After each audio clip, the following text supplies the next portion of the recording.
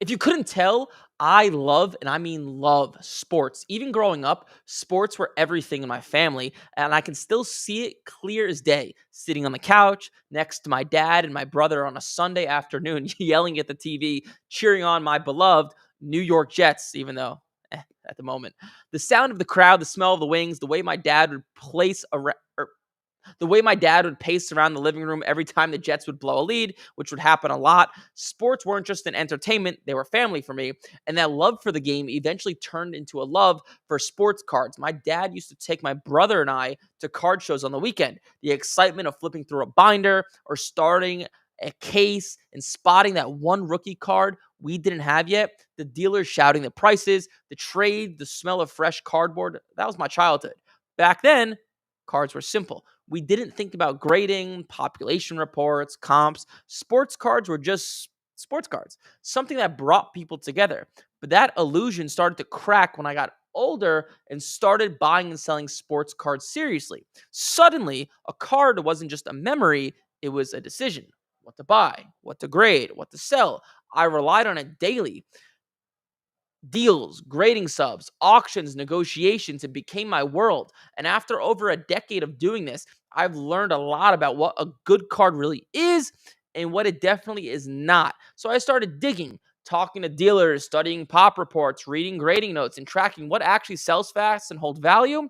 And what I found honestly blew me away. So before you grab your next deal, I'm going to break down to you the 5 sports cards you should absolutely avoid at all costs, show you the red flags nobody talks about, and more importantly, reveal the types of cards that actually pass the test.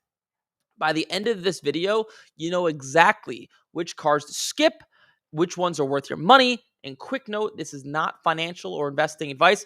It's for informational and educational purposes only. So without further ado, let's start with the first one. So, number one, and this is something I talk about quite frequently, is breaking open packs and boxes. So if you don't know what that means, the way sports cards works is people open up packs and boxes and cases of cards. And as you can imagine, this is just a gamble. It's a great way to lose money. This is something you want to avoid. Just to put it in perspective, I was actually talking to a sports card shop owner a few weeks ago who sees hundreds of these packs and boxes opened up on a weekly basis. He told me he kept track. About 15% of people that opened up a box, a case, a pack, anything got their money back. 15% of people got their money back. That is not a good gamble. You are better off going to the casino and playing blackjack or roulette, even though that's not something I recommend. And to take it a step further, there's something called breaking. So the way breaking works is, let's say you have a case of cards that's worth $1,000 on eBay. That's what it sells for. You'll have a breaker buy this case of cards for $1,000, go on a site like Whatnot or Facebook and break the case down. So they'll sell the case to 10 different people at, let's call it $120 per spot. So now the breaker gets $1,200 in his pocket. And now these 12 individual people only had to pay $120 for the chance to possibly get something good. However, that's a terrible gamble because your expected value or your actual value into the case, you're still paying $1,200 just in a smaller increment. And doing this over the long term is even a worse gamble than just opening up a regular pack or box without getting to a break. Which is why if you've ever opened up packs or packs of cards, or you've really gotten into breaks, you probably realize, wait a second, I never get my money back. And this just seems like a losing proposition. I'm not saying don't do it, but I'm just saying this is something you want to avoid.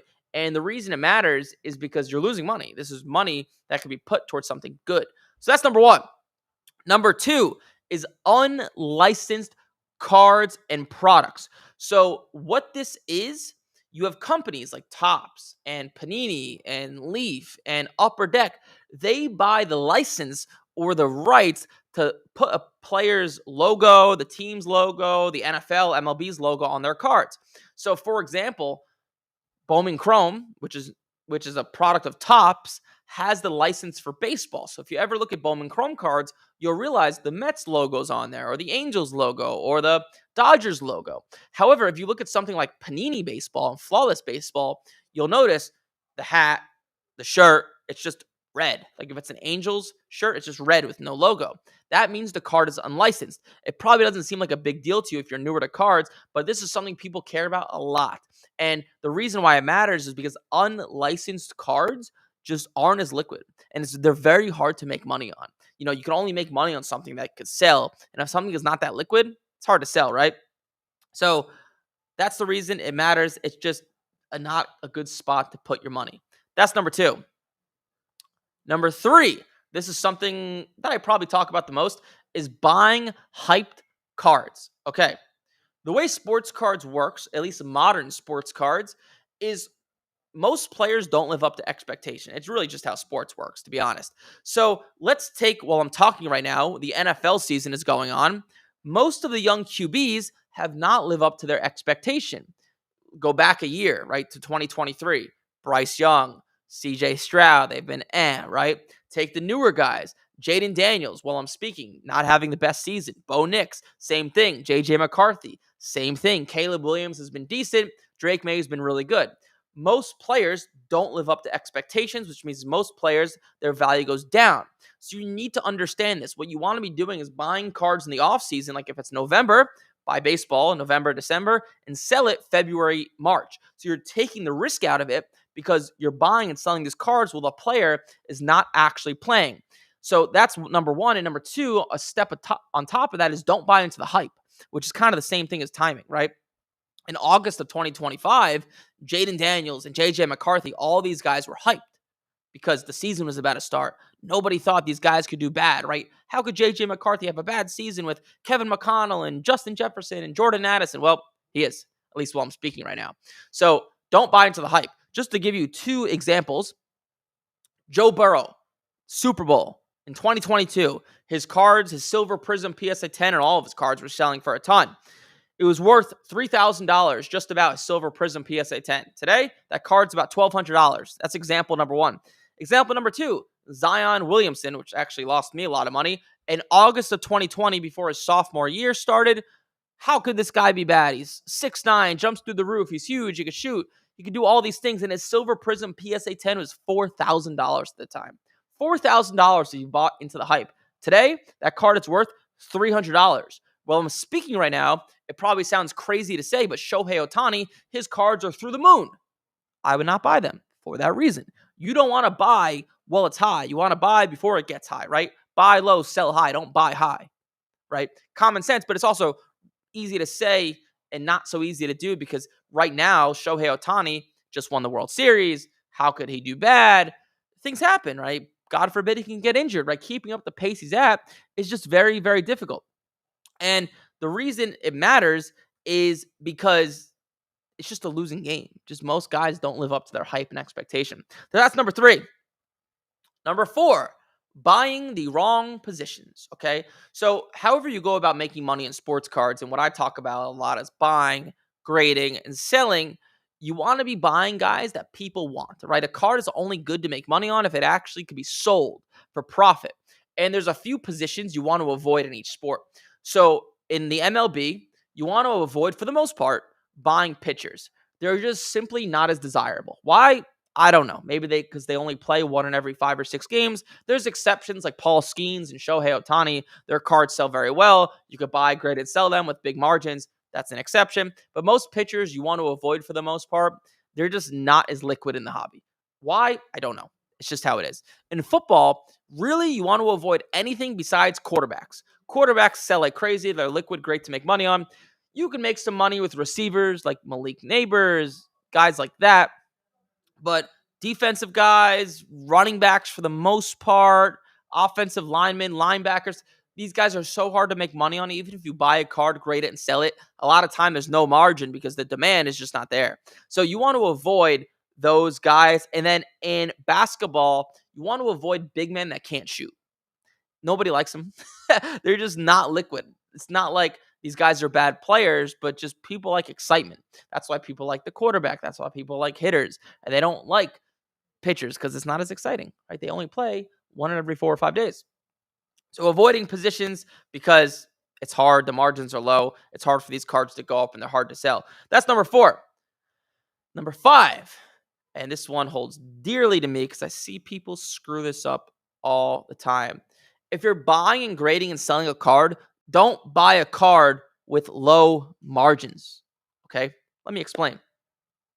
So let's take a 2024 pink Shohei Ohtani Topps Chrome card. Okay, pretty cool card. Well, I'm speaking right now. There have been 182 of these cards sent to PSA, and 98 have gotten a PSA 10. So 53% of these cards get a PSA 10.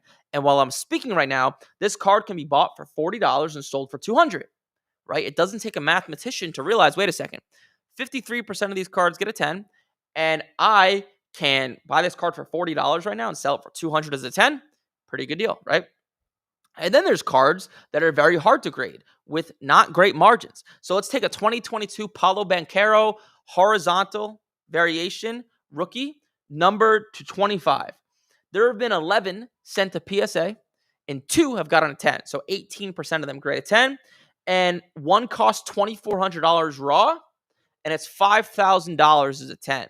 So you're only doubling your money. And there's only an 18% chance this card grades a 10. Would you rather buy a bunch of the Otanis where 50% or 53% get a 10 and you over double your money, or only double your money and 18% get a 10, right? The math is simple. You can actually see what a card sells for as a PSA 10, and you can actually see what percent of cards get a PSA 10 through a great website called gemrate.com. You can just type the card in, see how many have been sent to PSA, see how many have gotten a 10, right? It's very simple math. And that's why sports cards is amazing, because you could buy an asset 60, 70% of the time, double, triple, quadruple your money. And if it doesn't grade a 10, you only lose a little bit to nothing. And you keep playing that game over and over again. So use common sense. And something I will say as well, even if a card is easy to grade, if there's no margin, you can't buy it. Okay. I have seen people who have paid me money to learn sports cards. This is something I stress and teach. Buy cards for $80 and a PSA 10 is only $120. I'm like, how? How are you doing that? Because if you buy a card for $80 and it's going to cost $20 to get it graded, call it another $10 for shipping, some fees, this, that, there's literally no room to make any money. Like literally, it's impossible. There's only room to lose money. But I see people do this. Or better yet, sending cards that are worth $2 to grade and a PSA 10 is only $30. If a card's worth $2 and it's going to cost you $20 to get it graded and a 10's $30, don't do that, right? It's just a simple math game, but I see people do it all the time. And you're just putting yourself in a position where it's impossible to lose money. My standard rule of thumb is I only buy a card to grade if I can at least double my money after fees. So if a card costs $100 and it costs me $20 to get it graded and, $10 for shipping, I want to make sure after all those fees and shipping and stuff, I could at least double my money at the minimum. So I need that card, that example, for me to net at least $260 for me to consider it worth it. Okay. Just put yourself in a position to make money, right? Don't put your money in bad spots. The great thing about sports cards, just look. All you got to do is look what a card sells for as a 10 and how hard it is to get it graded.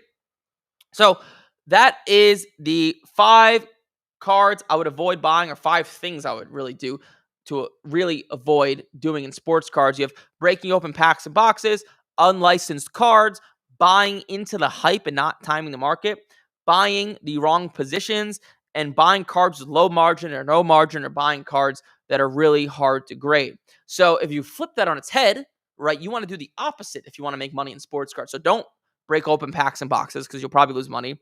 Buy licensed products, for example, like baseball. Buy Bowman Chrome. Buy cards made by Topps.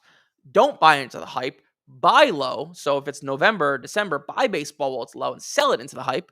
Okay. Buy the right positions. Buy hitters. Buy quarterbacks. Buy exciting guards that could shoot in basketball.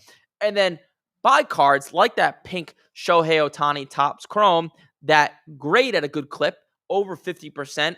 And then also have healthy margins when it does grade at 10. Do the opposite of what I'm saying in this video, and you'll do pretty okay in sports cards. Hopefully this helps you out. There's a free PDF down below in the description that walks you through all this stuff step by step. It'll take you A to Z on exactly what I'm talking about, just in a little bit more depth. So you actually have something on paper. Hopefully you enjoyed. Like, comment, subscribe. I'll see you in the next video. Cool. Now we're on to the podcast. Sweet. Hopefully that helped you guys out. You'll see an edited version of all that stuff. Now you guys are good to call in. I'll drop the phone number down below. There you go. 813-618-2075 is the phone number. We are now officially taking callers. And while I'm speaking right now, I actually see it behind me. Our content studio being set up. So we're probably only in here for another, hopefully, 1 week, 2 weeks. And I'll be nice as well. The first 2 callers, we will give you a $5 Starbucks gift card to go treat your wife or treat yourself, whatever you'd like to do. But I'll answer some questions in the chat. Good morning. Good morning. See a lot of good morning. Good morning to everybody. COVID days until today, the card game has totally changed. You would be correct. I'm here. I'm sorry. I missed it. Dang it. Sorry. Yeah. Well, actually, I'm sorry as well because we did go live a little bit late because we're switching systems in our business and there's a little bit of hecticness in the morning. I think our first caller's coming in.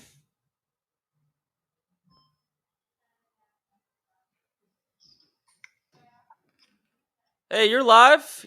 You're on the Eric Michael Show. Good morning. This is Safe. How you doing? Safe, my man. What up? Good. So question. I know your stance about tops now. I know you feel how they are sometimes uncontrolled in the production and stuff like that. However, I wanted to know about a specific one. It's Roman Anthony. So tops now, Roman Anthony, 607 call-up. I got a hit out of 50 out of that, and it just gemmed yesterday. So I just wanted to know what you're feeling about the price of that and where it is. Because, there's multiple sales that are different price points. So I couldn't really feel if I want to, what should I do? And should I just sell it right away? Or you think that I should just keep it till early in the next season when he's called up or healthy? Well, he's already been called up and he's also proven that he's pretty good. There's a few of them. Which one are you talking about? 607, the number of it. Oh, 607, okay. 607. It's out of 50. And I got a PSA 10. Out of 50, so it's this gold one? Correct. Let's see. Gold. So this card as a 10, I'd imagine is 200 to 250. But this is not something I would hold. I would sell it right away because even if he has a lot of hype, and once again, this is just my experience talking. Even if he has a lot of hype, cards like that don't appreciate well. It's really Bowman Chrome. Bowman Chrome stuff is the stuff that appreciates well. So I personally, if it was mine, I would sell it and put my money into something that I think I could do better with. You think it's 250? Even though there are sales 200 at Raw, there's 80 at Raw, there's 120 at Raw. Well, let me look again. Maybe I missed it.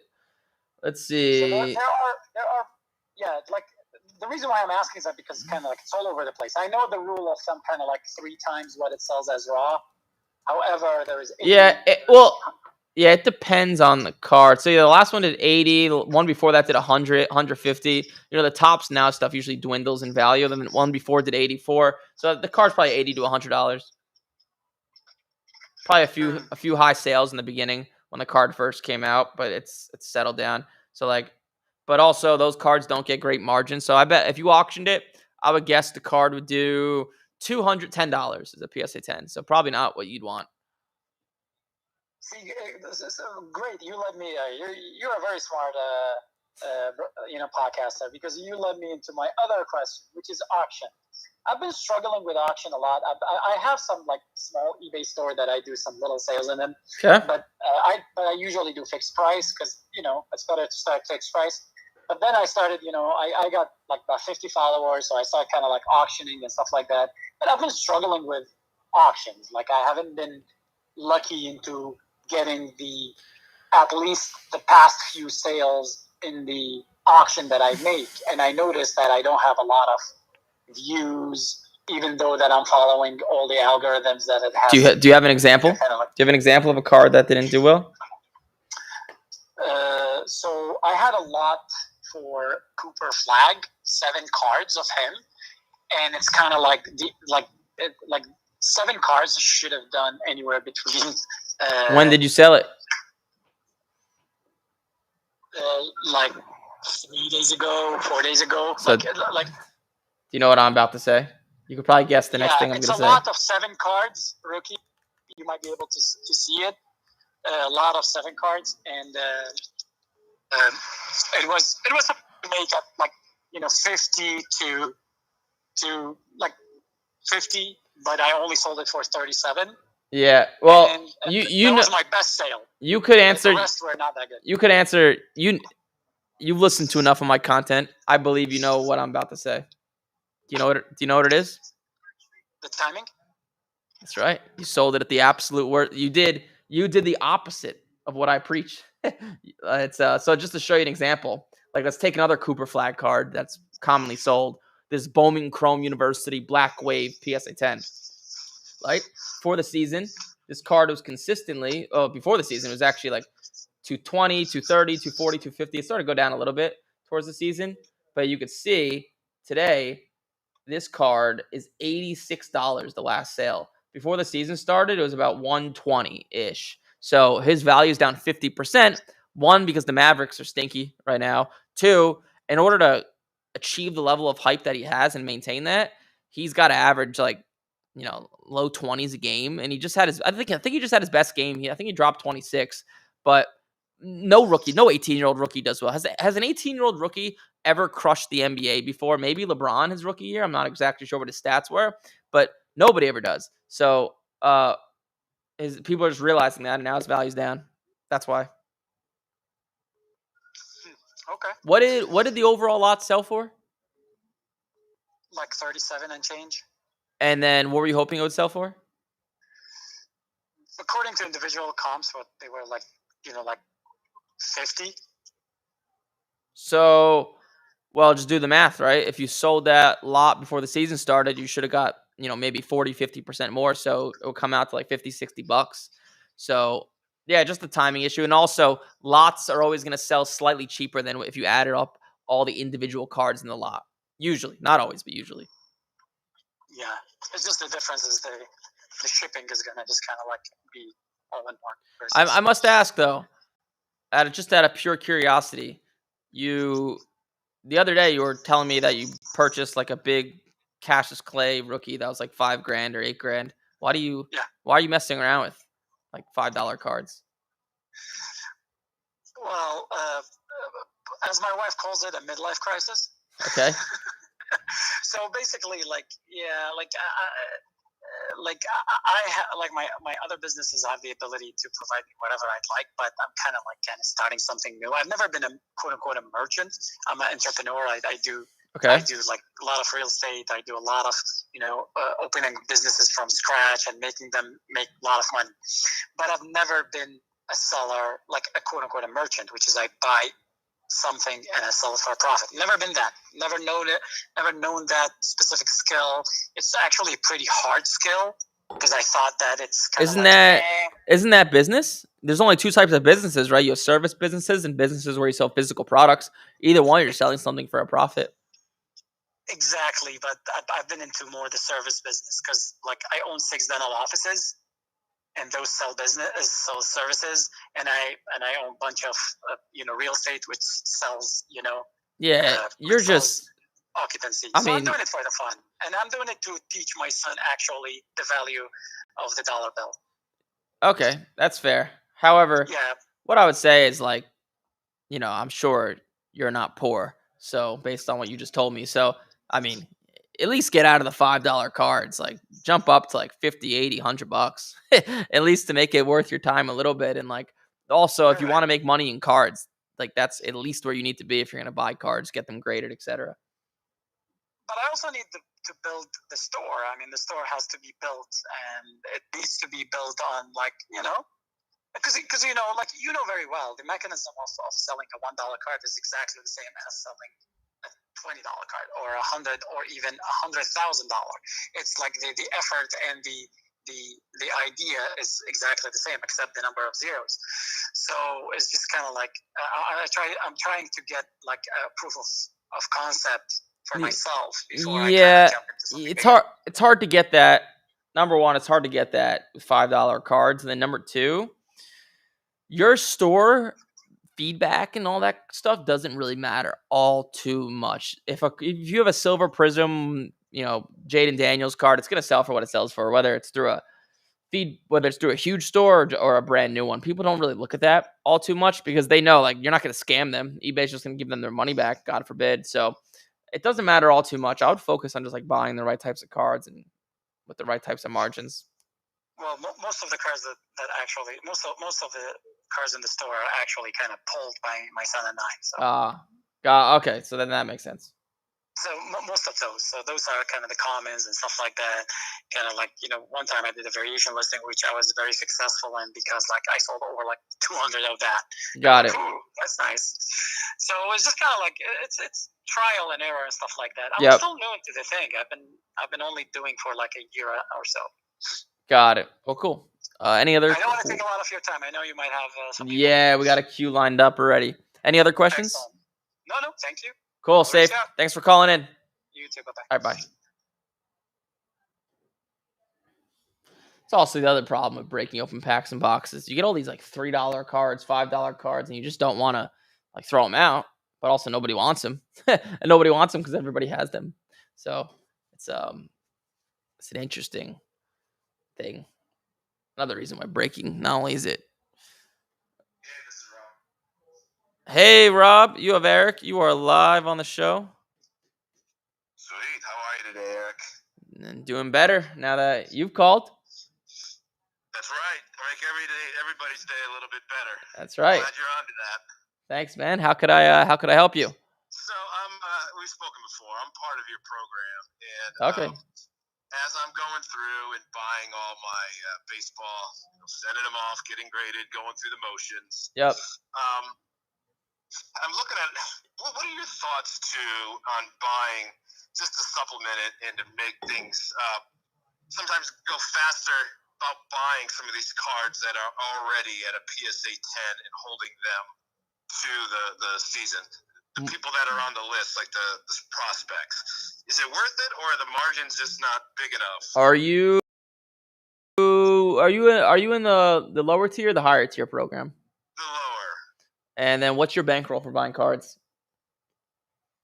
It can fluctuate from month to month, but I generally, like right now, I'm spending about $500 a week on getting cards graded raw. But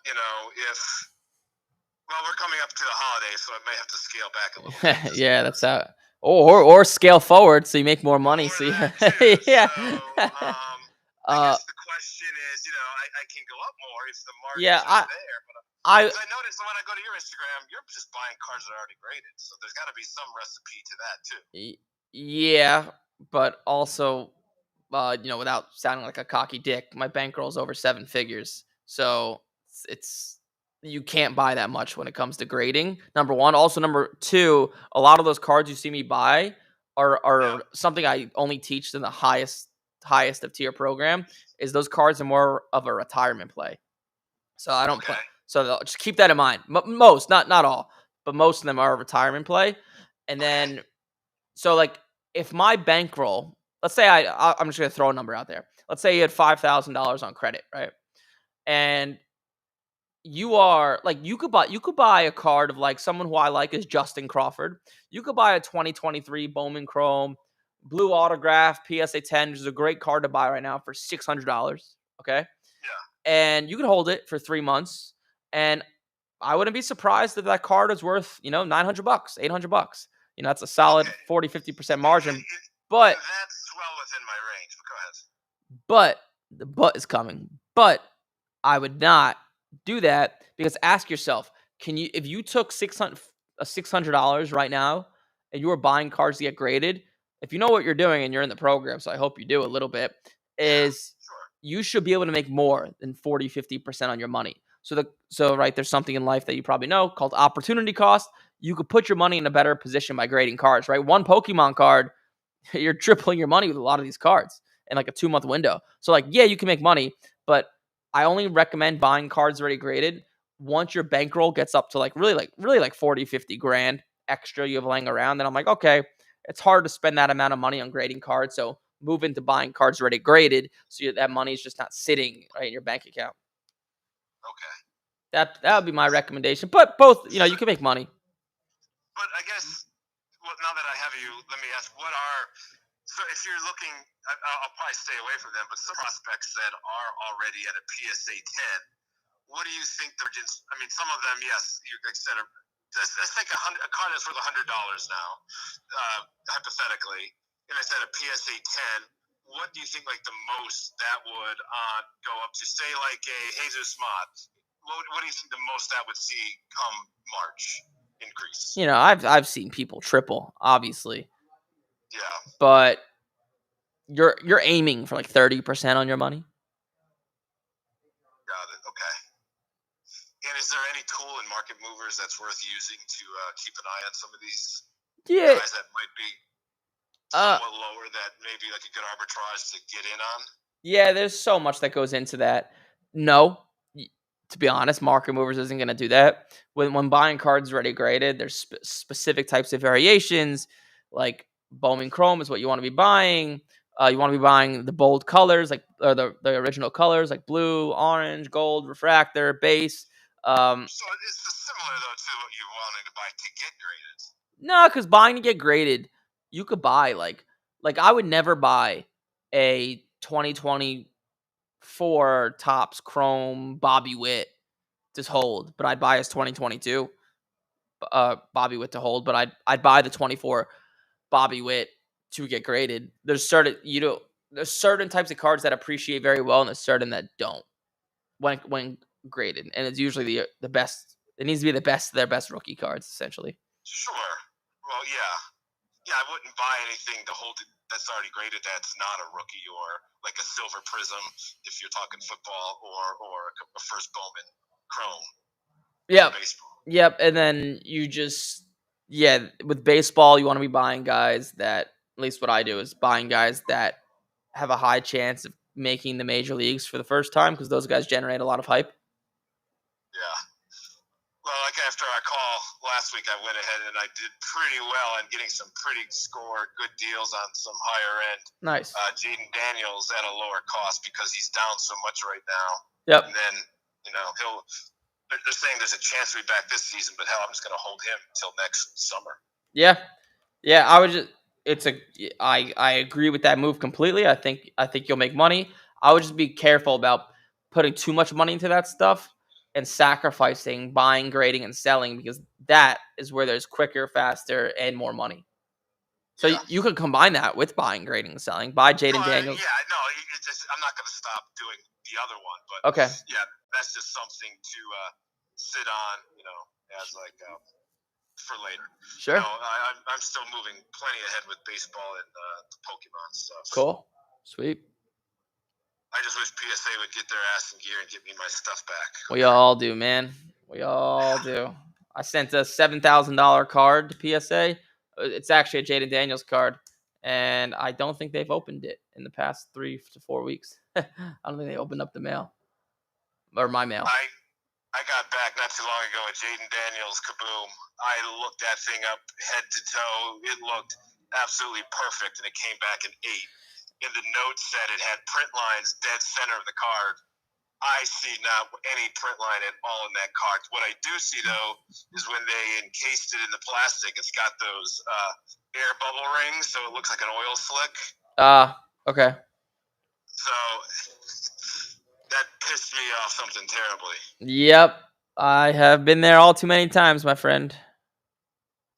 Well, I appreciate the advice as always. Thank you. Sweet. Thank you for calling in. Yeah, take care. All right, bye.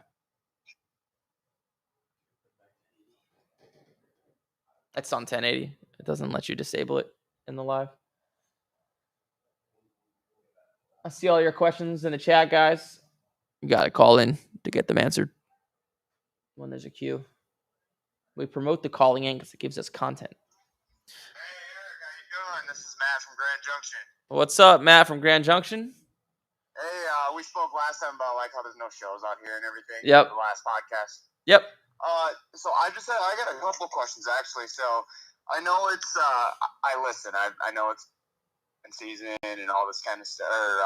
You get them low, but I'm also looking at like other markets that people may not be looking at.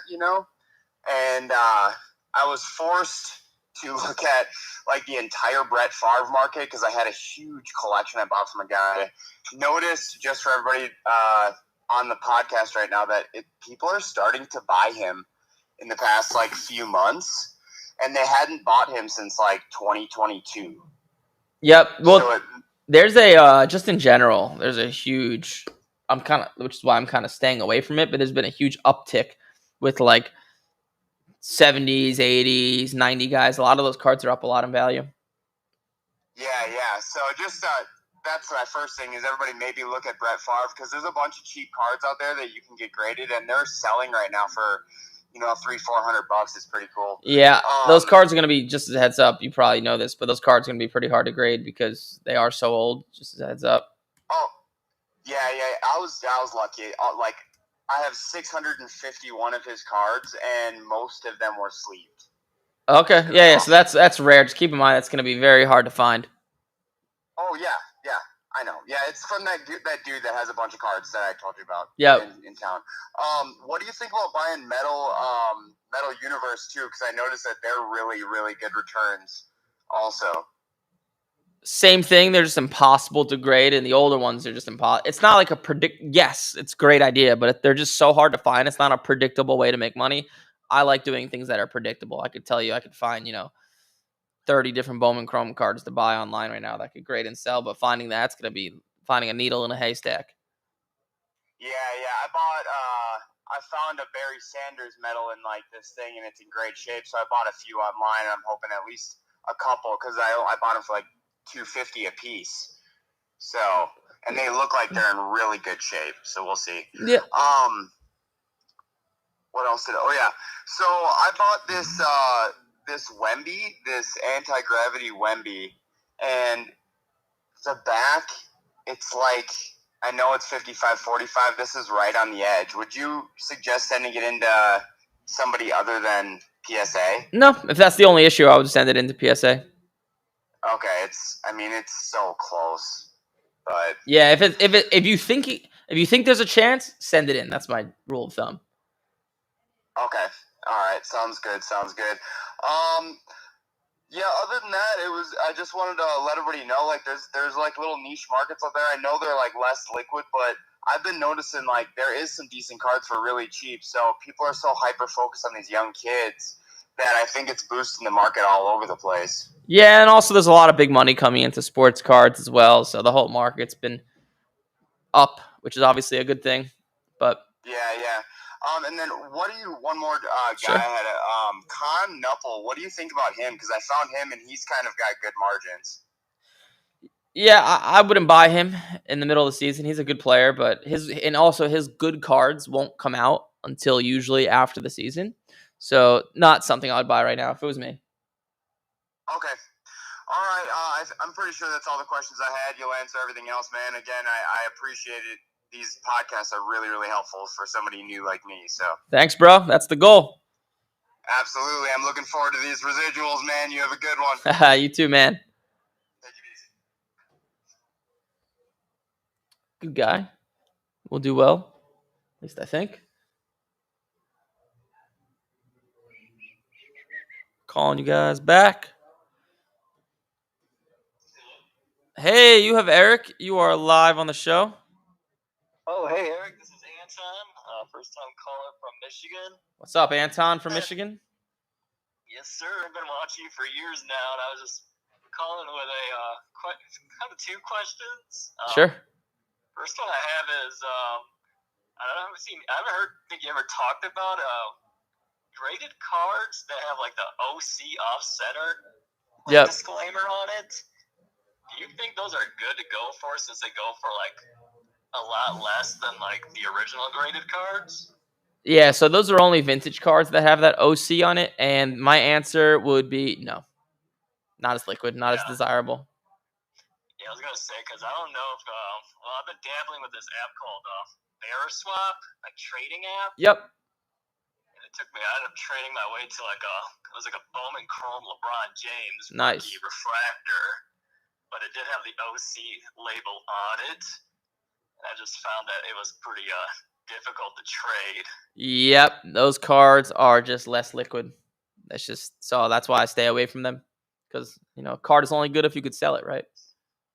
Yeah, and I was gonna say the second part of that question, since I was like messing with that Veriswap app, I don't know if you're really big into trading cards, but I was able to kind of trade my way up to a Shohei Ohtani rookie card. Nice. This is before his big playoff blow up. Nice. So I was trying to see if you have if you can kind of pull up and see if you can give me a decent value on what the card's worth now. Sure. What's the card? So it's the Shohei Ohtani. I think it's clearly authentic red /50 auto. Clearly authentic red. Let's see. Auto 2018. Yup. It's numbered to 50, I believe. Yep. And what is yours raw graded? I got mine in a 9.5 with a 10 auto. 9.5 with a 10 auto. So this card sold for $9,700 in September. I believe that the Beckett one. I believe that may be the one I got. Okay. So that was kind of before the big blow up. Yep. And then let me tell you.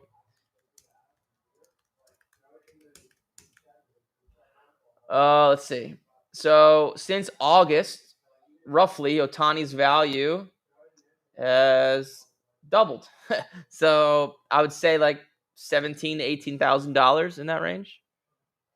Oh, yeah, that's perfect because like I said, I was stuck with that off-center LeBron, and I did find a guy on that app that did have a bunch of Ohtani cards. Well, so I did have to throw in cash on top.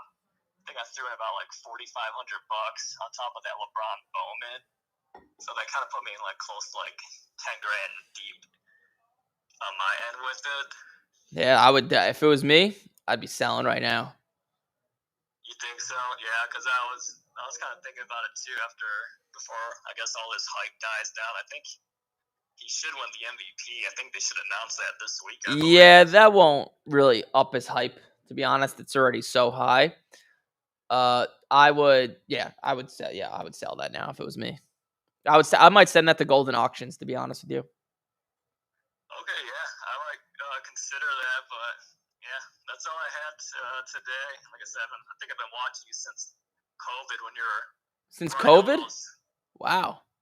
Yeah, like on YouTube. I think I have you on Instagram. I think when you used to run I remember you ran a bunch of ads around that time, if I'm not mistaken. We still do. You don't get them?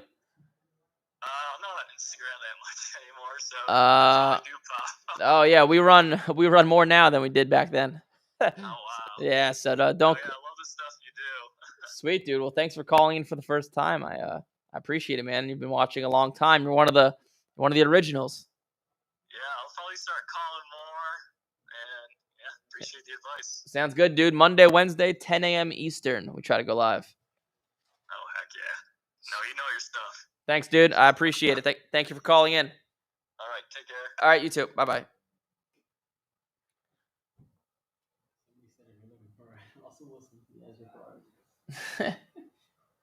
Is there anyone else? No one else? Well, cool. Thanks for calling in. I got to give this a wrap because I'm in a little bit of a rush today. We have a lot going on in the office. I got to eat some food. Monday, Wednesday, 10 a.m. Eastern, we go live. Hopefully you enjoyed. Hopefully you got some value. There's a free PDF in the description on what I talked about earlier. The 5 cards I would avoid buying. Like, comment, subscribe. I'll see you guys in the next one.